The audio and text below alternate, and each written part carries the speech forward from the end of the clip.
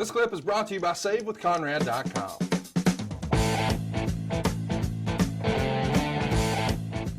I'm excited too. You know, we've never really heard your take. You know, we've heard what Bruce said. Let's sort of start at the beginning. You know, this story really breaks down as the legend goes that Vince approached Bret at Madison Square Garden in September. And that's of course the famous show in September of 97. The first time Raw is at MSG. We're going to see the debut of Cactus Jack. We're going to see Steve Austin get arrested after he gives Vince McMahon a stunner. It's a big night, but before you go on the air is when supposedly Vince meets with Bret and says, "Hey, I'm not going to be able to honor your contract." Were you aware that that conversation was going to be happening, or did you find out about that after the fact?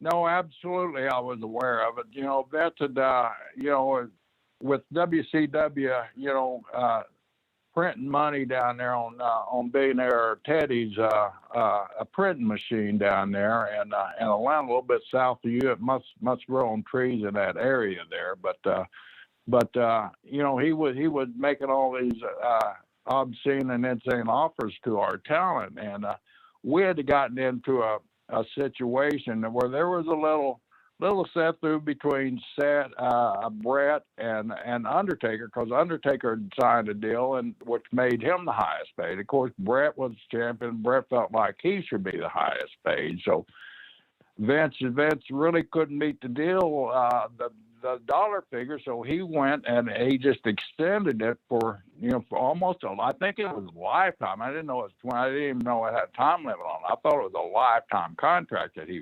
received from him.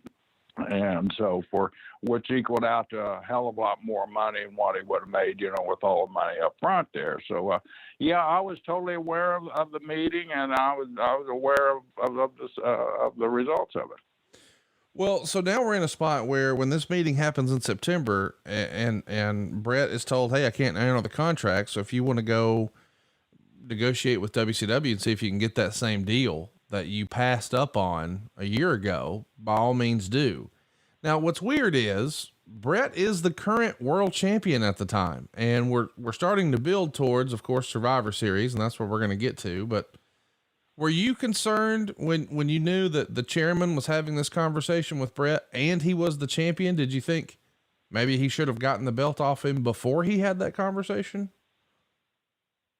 That was brought up, but Vince in those days, and he probably still is. I mean, you know, we build out a program that's lasting to a certain blow off, and that was built up. But Vince had taken Bret is such a professional that, you know, we didn't figure that there'd be any issues with it and everything. So I in hindsight, it's easy to look back and say, yeah, we should have taken it from him before we ever got in that situation, but we didn't, and you know, it all came down to what it came down to.